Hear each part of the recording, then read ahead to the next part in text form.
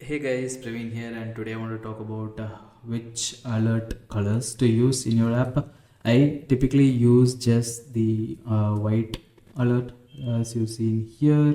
So these sort of comes for all info, all success states and everything, and red for all the errors, if something went wrong, failed to send message, things like that. I use red. So I mostly use these two colors, just the white and red info boxes. I usually don't go with the primary color, so this blue is like our primary color which has information things.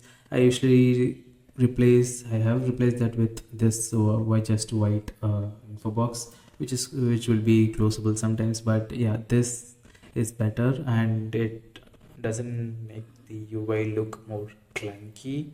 Because if you have like um, say you're showing like three alerts in your dashboard, it just makes sense to have just white and red. If you have white, blue, your primary color, this warning yellow color, it just makes your UI look very clunky. So I've replaced everything. So I've replaced all this, the primary color and the warning, with just white.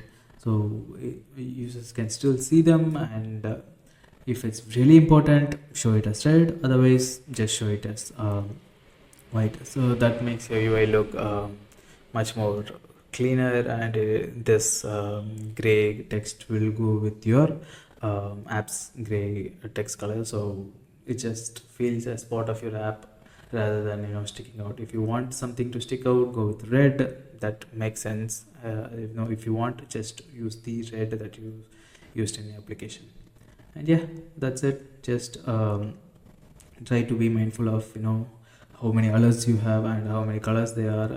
And try to usually reduce it as much as possible to just two. I've reduced all my application colors to just alerts to just these two, and it has worked perfectly for me. So yeah, try it out. I'll see you in the next video. Bye bye.